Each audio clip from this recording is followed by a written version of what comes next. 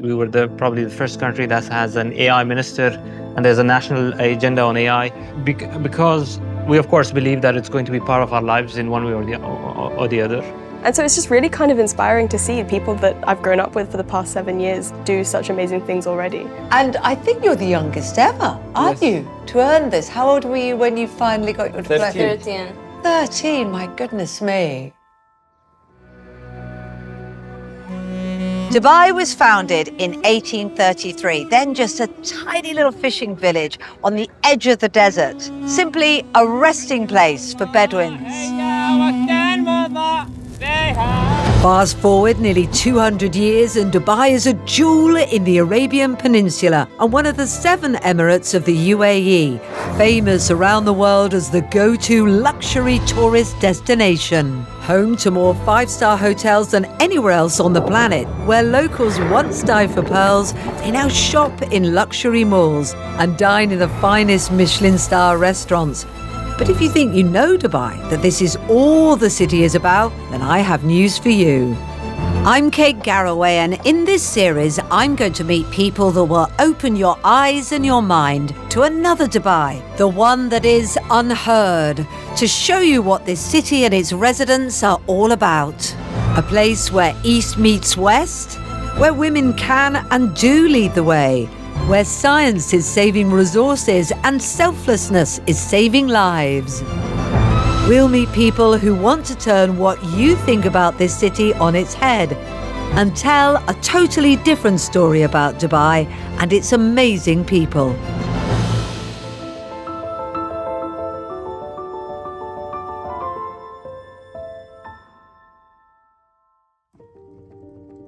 As our time in this extraordinary city comes to a close, I wanted to spend the final stage of our journey looking forwards and upwards, not at Dubai's city skyline and all its skyscrapers, but to see what the future holds for this city and its people. Right now, Dubai is developing ideas and technology that could well end up changing all our lives.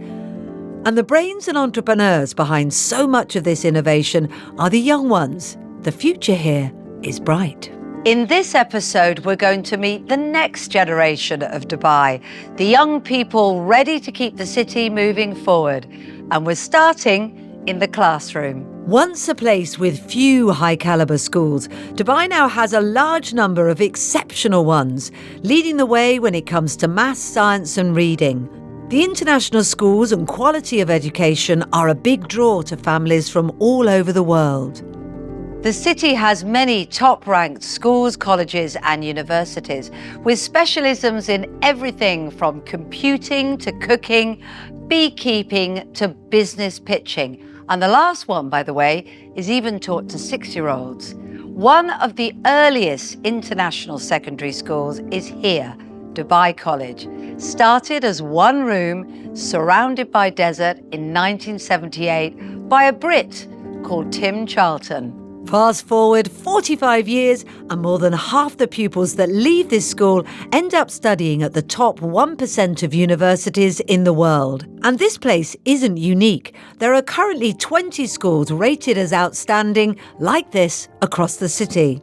I'm here to meet Maxine, the current head girl, and also incoming head boy and girl, Steph and Elef. First of all then, what's it like being head girl of this college in particular? Well, it's really quite exciting, to be honest. A large part of the role is kind of being a role model to the younger students, and we have younger siblings, and being able to be that role model for them, but also for like many young girls in DC is something quite special. And what is life like at Dubai College? What makes this school special? Or I guess in a way this is exceptionally good school, but it's representative of life at schools in Dubai generally as well, isn't it? What makes Dubai education so special? Well, I mean, geographically, the Middle East is so central, and it just means that it attracts people globally, and being exposed to so many different cultures and religions within the school is something that, like, if I had gone to school in Australia, that I wouldn't have gotten. Is that where you're from? Yeah, I'm from Australia. So you're from Australia. So we've even got an international mix here, haven't we? And you're from South Africa, aren't you? Yes, I'm South African. And where are you from, I'm Ella? from Greece. And you're from Greece. So in your class, how many different nationalities would you have? I think in the school we have over 80. Very broad mix of people in all sports teams, all classes and everything, yeah. And what subjects are you studying? Presumably you're coming to the end of your time. So what have you studied and do you know what you want to do? So I do biology, chemistry, maths and DT, and I hopefully am going to do medicine. What about you, Steph? Yes, I take physics, maths and economics, and I aim to become a mechanical engineer. And I'd say it's something I've decided on in the last 2 or 3 years, especially during the GCSE courses. I really began to enjoy physics and maths, and that's when I thought maybe engineering's the thing for me.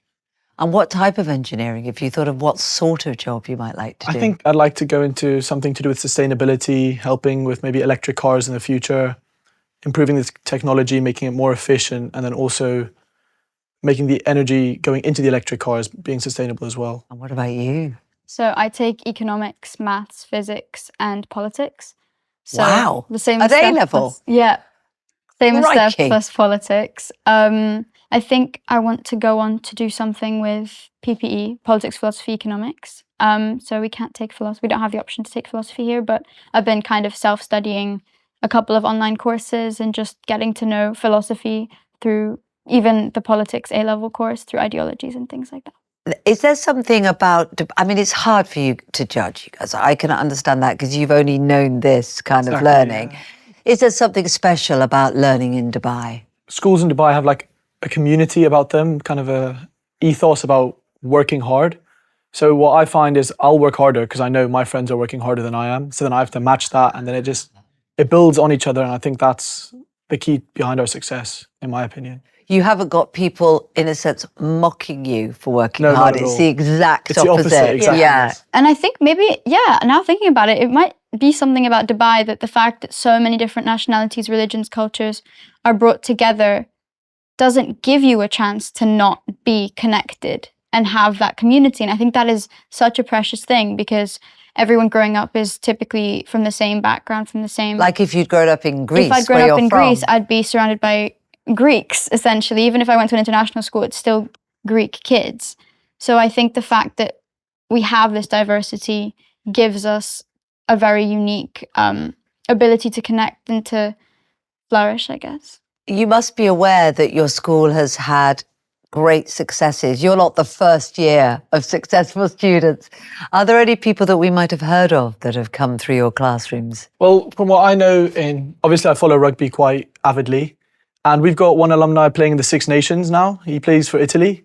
Wow. Yeah, while he's at university in Exeter, where he's delivering pizzas to maintain his studies, I guess, all whilst playing rugby as well, professionally at a high level. That's a great role model for you. Definitely, yeah, very specific to what I want to do. So, and I guess you can look around at people that are in the areas that you might want to do. And Exactly, you know, and it's specified, yeah. Yeah.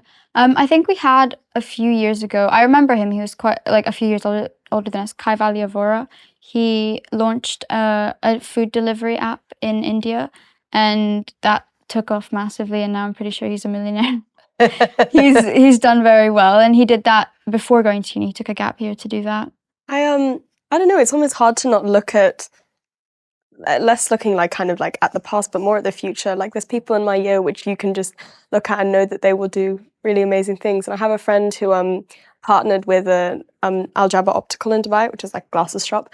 And he had around 63,000 children tested for eyesight in Kenya and provided like 500 pairs of glasses, like fully funded. And my friend won the Ocean Woman in 2023, like the full global competition.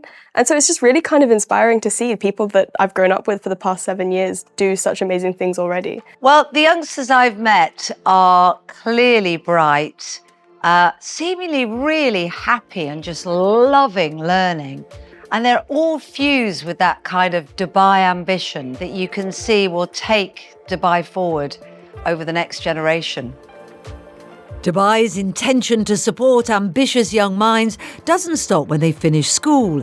It's home to a number of top-rated universities with world-leading postgraduate programs like the Dubai Business Associates, or DBA, established by His Highness Sheikh Mohammed. It's a totally unique business programme which brings together some of the brightest students from across the globe, along with Emiratis, giving them mentoring, training, life coaching and extraordinary work placement opportunities, ultimately intending to create global ambassadors for the city and, if they have their way, future world leaders. For this coming year's programme, there were nearly 5,500 applicants from more than 160 countries for just 27 places. And then there's how Dubai is working with entrepreneurs. I'm in Dubai's International Finance Centre, or DIFC as they call it, essentially this city's Canary Wharf. And I'm here to talk with Mohammed Al-Balushi, the CEO of Dubai's Innovation Hub. Hello, lovely to be here with you in your empire. So what exactly is an innovation hub to somebody who doesn't move in your clever world? And what happens here?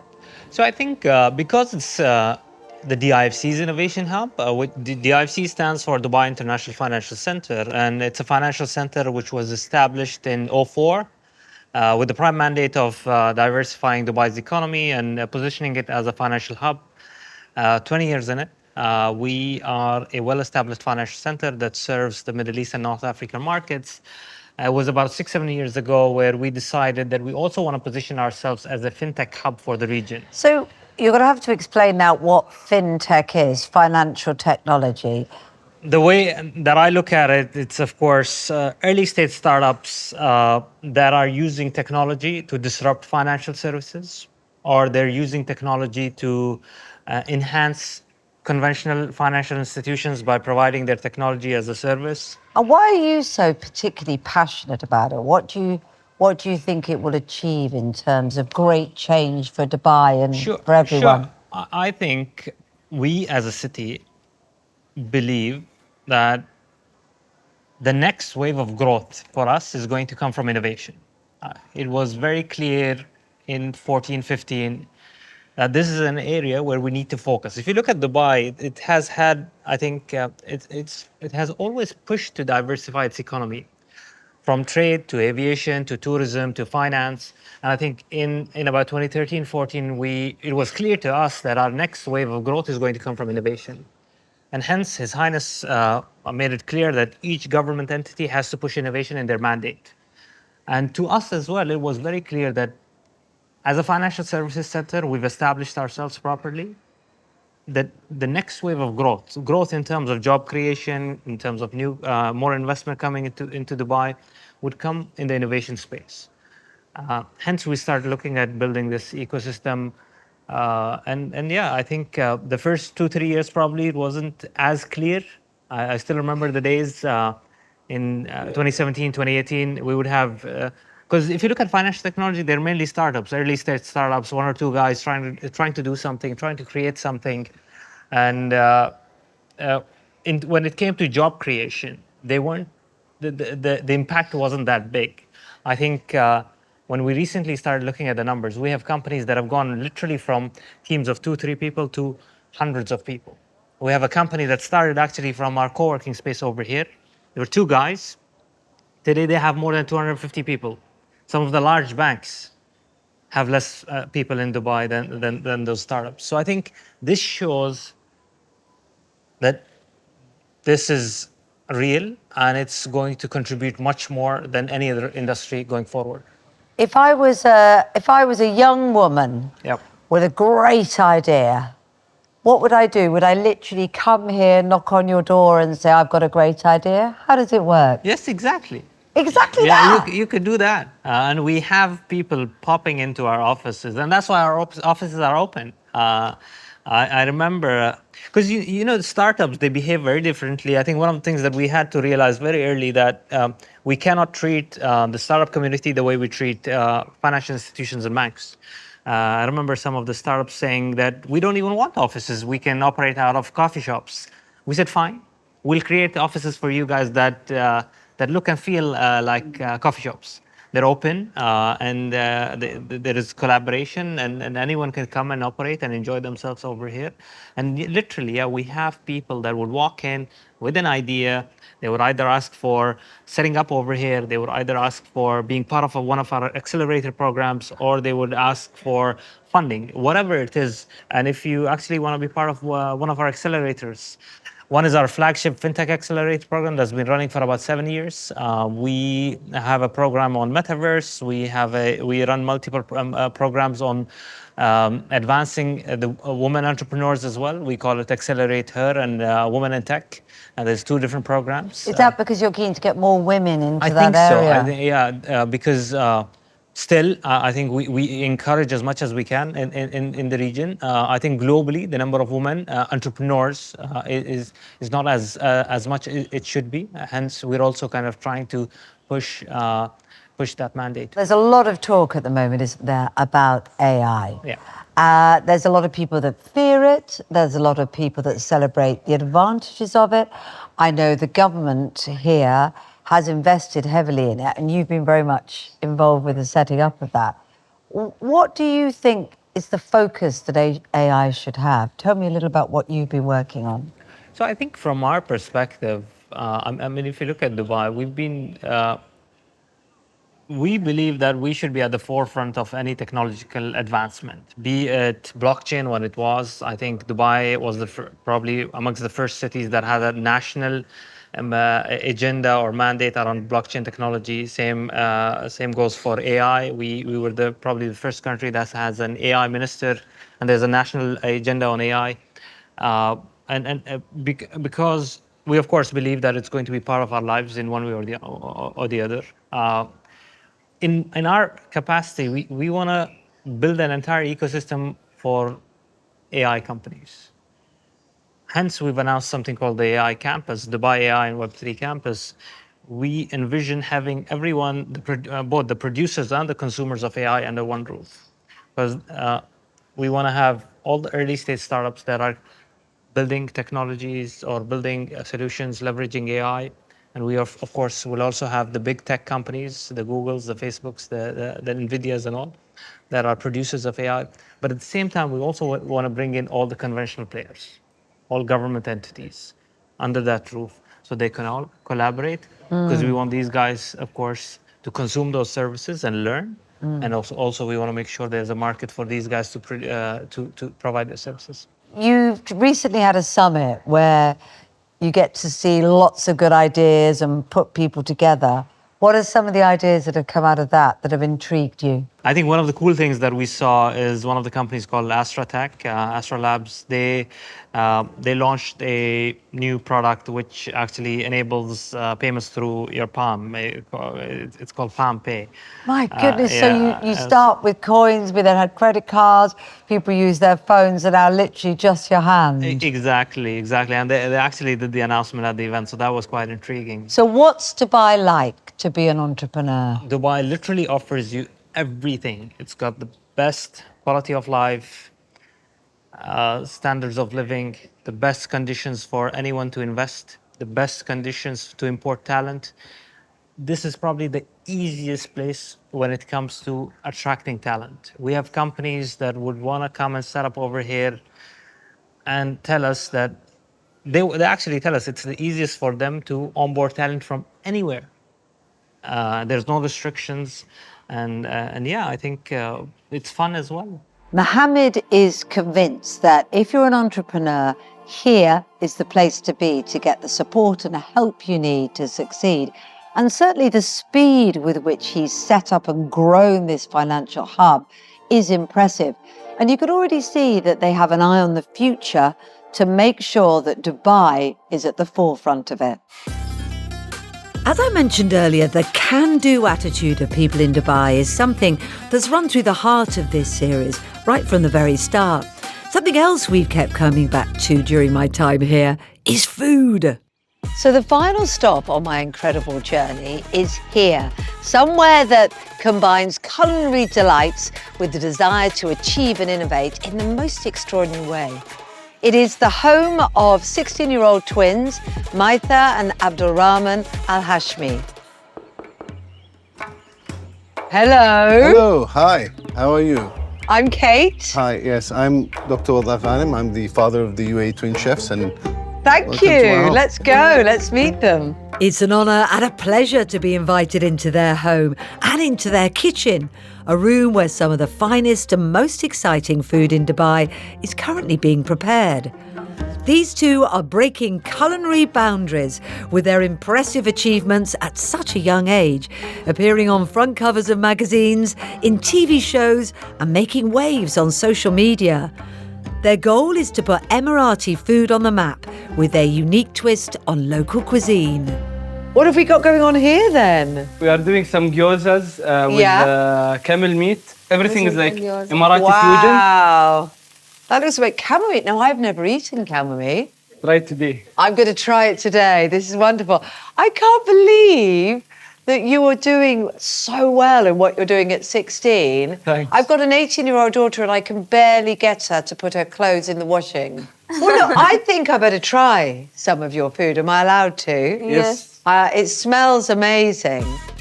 For the first course, they prepared an Emirati-Japanese fusion dish featuring camel gyoza, accompanied by dates and a truffle-infused yoghurt. So you've fused sort of traditional flavours. Yeah, and so then- it's originally a Japanese dish, but with Emirati touches, Wow. which is the camel meat. And this is a new thing that you're really trying to do, aren't you? Bring some of your original Dubai heritage. Yes, we're aiming at the Emirati kitchen to reach worldwide and internationally. Well, this'll do it. This is amazing. These two found their passion for cooking in their family kitchen from an incredibly young age, mastering traditional recipes as 7-year-olds, a gift that led to a place at the International Centre for Culinary Arts. Tell me about that diploma. It was a diploma course about cooking, so it teaches you the basics of cooking and the French cuisine and the Italian cuisine. At the same time, it teaches you the theory part of food and cooking, food safety, Yes. hygiene. So we had like the studying part and the cooking part and the practical part. But the important thing is normally people are over 18 Yes. when they do this. And you were just 12 when you started doing it? Yeah, we were like 12 and a half when we started. Wow. And I think you're the youngest ever, aren't Yes. you, to earn this? How old were you when you finally got your diploma? 13. 13. 13, my goodness me. Well, this is amazing. Shall I leave some room for what's next? Yes. Next, they prepared a Wagyu steak with a marbling score of 9. To be honest, I don't actually know what that means, but apparently it's incredible. Served alongside potatoes, shallots, and complemented by a sauce which has its roots in Emirati culture. So you've got the dates in there, which is such a classic part of Emirati heritage. eating and heritage. And some of the isn't it? Emirati like spices, but you don't, it gives you the overall flavor. Absolutely lovely. So here you are, only 16, already on the front covers of magazines, competing with 5-star chefs, winning internationally acclaimed diplomas. I've got a feeling you're not stopping there. Yes.